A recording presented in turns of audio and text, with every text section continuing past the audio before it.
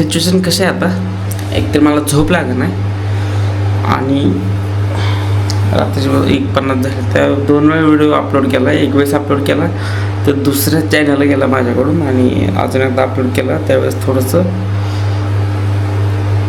जवळजवळ 99% आलं तर तोपर्यंत कॅन्सल झालं. ठीक आहे. तर मला एवढी म्हणजे डोकं दुखते माझं, मला झोप येत नाही. ठीक आहे, मला झोप तर नाही आहे पण माझं डोकं दुखते. आता काय कुठं बाहेर पण जाऊ शकत नाही, बाहेर गाडी घेऊन गेला कुठं तर चक्कर मारून आला असं पण करू शकत नाही सध्याला. तर काय करावं म्हणून मला वाटलं थोडीशी खाल्लं तर भूक लागली असं वाटलं की खाल्लं तर झोप तर लागेल. तर डाळ भाटी मागाशी राहिली होती शिल्लक, ते खाल्ली पण तरी पण झोप लागत नाही मला. तर काय करा, सिच्युएशन अशी आहे आता. अजून आता 3री वार आहे माझी व्हिडिओ अपलोड करायची. व्हिडिओ अपलोड करायला टाकलाच, बघू आता कधी झोप लागते. वरच्यावर आळशी होत चाललेलं, आळशी कशामुळे माहीत नाही पण सगळं आयत्या जागेवर भेटतंय ना, सगळं आयत्या जागेवर भेटतंय.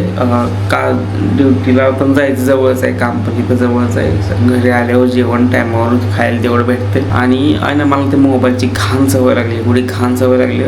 उद्यापासून मोबाईल जरा कमी वापरायला चालू करत मी आजपासूनच, आत्तापासूनच. मी जास्त करून व्हिडिओ बनवेल पण मोबाईल शक्यतो कमी वापरेल. ओके, बघू उद्या एक्सरसाइज वगैरे करायला जाऊ. थोडंसं मेंटल हेल्थ गरजेचं आहे कारण इतकं डोकं जाम झालं ना माझं. 3-4 दिवस झालं मी व्लॉगच बनवला नाही.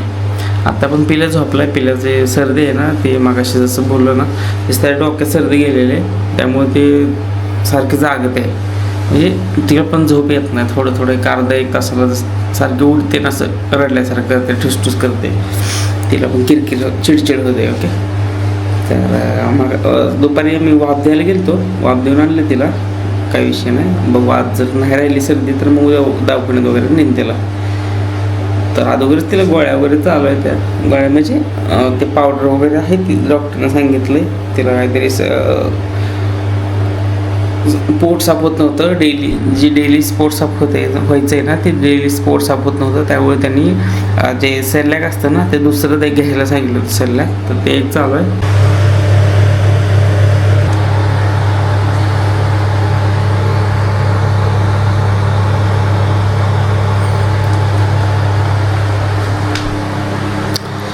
दोन वाजले, 2 रात्रीच्या. मला झोप आहे ना, मी काय करू आता.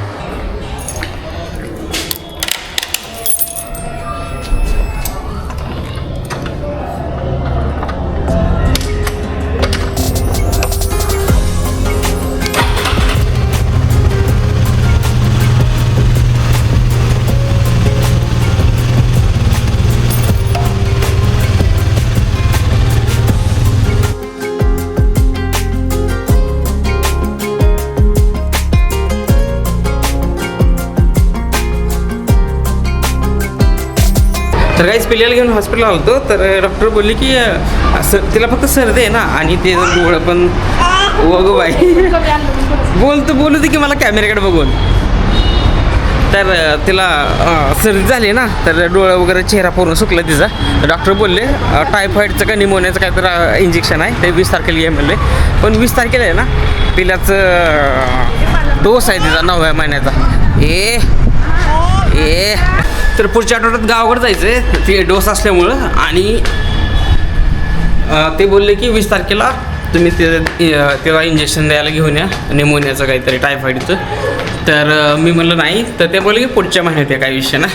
तर ओके, रूमवर आलं आता. हे शाबू वगैरे शेंगदाणे, उद्या महाशिवरात्र आहे तर त्यानिमित्त हे आणलं आहे. आणि उद्या भैया पण येणार आहे हैदराबादला. बघू मग आता एकादशी दिवशीच येतो आहे, त्यावेळेस काय विषय नसणार आहे. बघू जमलं तर. तर काहीच मी आता जस्ट चहा घ्यायला आलो कंपनीमध्ये आहे. मी जस्ट आता पाठीमागं कंपनी.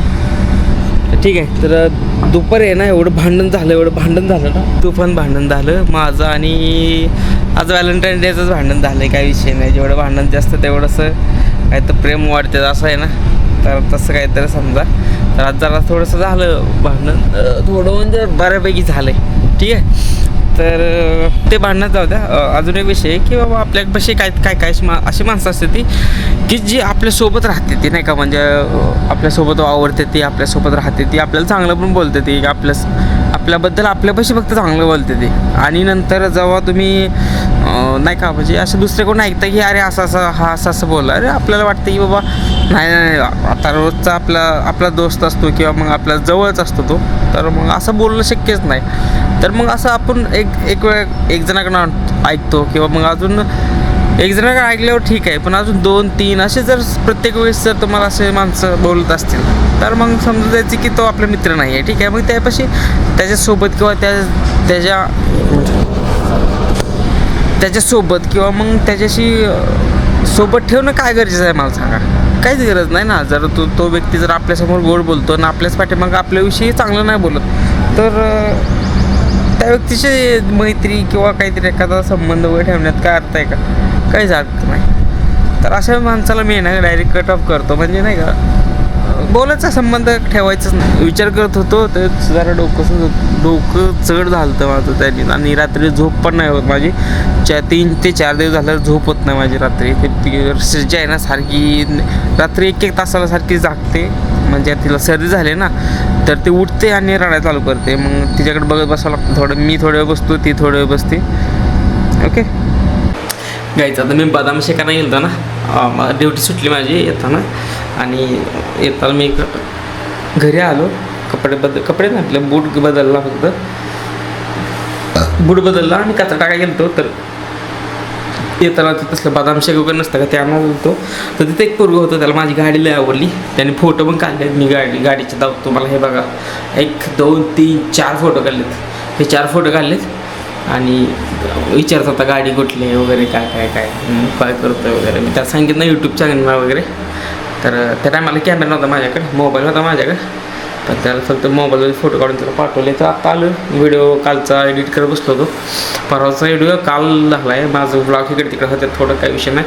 मला जसं कामातनं टाईम किंवा फॅमिलीतनं टाईम मिळेल ना, तसं मी व्लॉग एडिट करतो आहे आणि अपलोड करतो आहे. ठीक आहे, मग थोडंफार कधी व्लॉग लेट पण अपलोड होतं, तर कधी टाईमवर होते तर अपलोड, कधी मॅक्स तर लेटच अपलोड होते. तर रोज डेली तर टाईमवर नाही अपलोड होते. आणि असा मूड आहे ना, मूड म्हणजे आज दिवस थोडासा खराब गेला आहे.